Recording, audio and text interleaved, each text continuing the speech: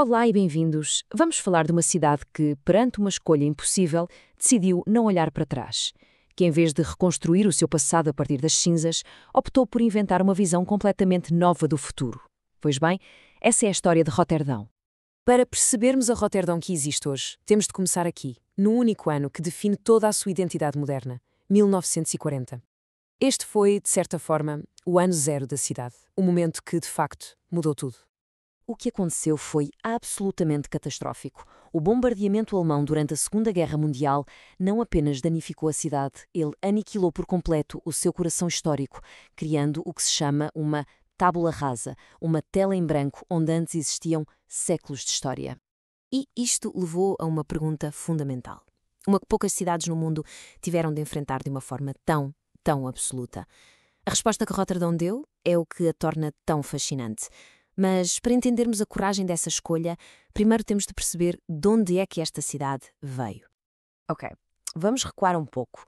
A resiliência de Roterdão não nasceu das bombas de 1940 de todo. Está, na verdade, no seu ADN, gravado desde o início, quando este lugar era pouco mais do que um pântano teimoso. Pensem nisto. O próprio nome da cidade é um ato de engenharia. Desde o primeiro dia, os seus habitantes estavam a domar a água, a construir a terra debaixo dos seus próprios pés. Esta é uma cidade fundada na pura ingenuidade humana contra as forças da natureza.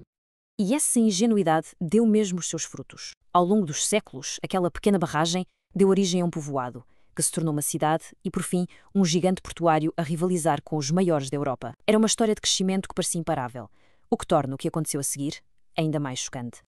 E com isto, voltamos a 1940, uma ascensão de séculos, interrompida num único e terrível dia. O ataque aéreo nazi e os incêndios que seguiram destruíram quase 2,5 km do centro da cidade. Foi uma destruição rápida, brutal e quase total. O custo em vidas humanas foi horrível. 711 pessoas morreram. E num instante, outras 85 mil ficaram sem casa. A escala da devastação, tanto humana como urbana, foi simplesmente imensa. Agora, o mais impressionante nesta lista é o quão curta ela é. Numa cidade com quase 700 anos de história, apenas um punhado de edifícios históricos ficou de pé. O passado tinha sido, para todos os efeitos, completamente apagado. Perante esta perda devastadora, a cidade tomou uma decisão que a iria definir para o século seguinte, uma decisão de não olhar para trás. E é aqui que a história se torna fascinante. Vejam o contraste. Outras cidades devastadas, como Varsóvia, dedicaram-se a recriar meticulosamente o que tinham perdido. Foi uma forma de desafiar quem as destruiu. Roterdão, por outro lado, tomou um caminho radicalmente diferente, de uma coragem imensa. Em vez de se agarrar aos fantasmas do passado, abraçou o futuro de peito aberto. E esta filosofia foi formalizada no chamado Basis Plan. Em vez das ruas estreitas e dos bairros densos do passado, o plano previa avenidas largas, uma maior integração com o rio e uma sensação de abertura.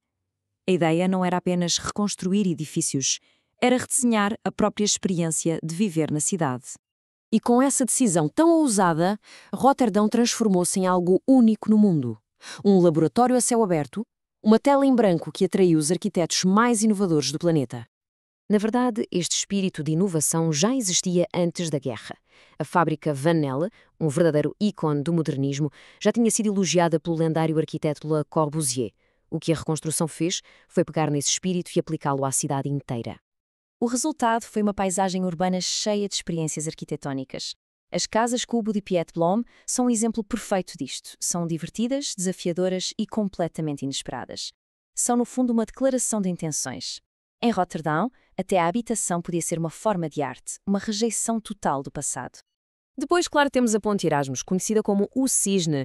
Não é apenas uma infraestrutura, é uma escultura elegante que se tornou o símbolo da Roterdão moderna, a unir as duas margens do rio e a cidade numa nova identidade partilhada. E mais recentemente, o Markthal. Este é talvez o exemplo máximo da filosofia moderna da cidade.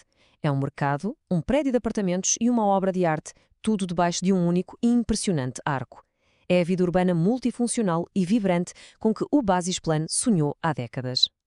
Mas este impulso incansável para reinventar não se limita à arquitetura. Estende-se ao coração económico da cidade, o seu porto. Para se ter uma ideia da escala, o Porto de Roterdão é um autêntico gigante. Sozinho, movimenta cerca de 8% de toda a carga marítima na Europa. É, sem qualquer dúvida, a maior e mais movimentada artéria comercial do continente, com mais de 460 milhões de toneladas de carga todos os anos. E, fiel ao seu ADN, o Porto não está parado. O projeto Maasvlakte 2 é basicamente a versão do século XXI daquela primeira barragem no rio Rote.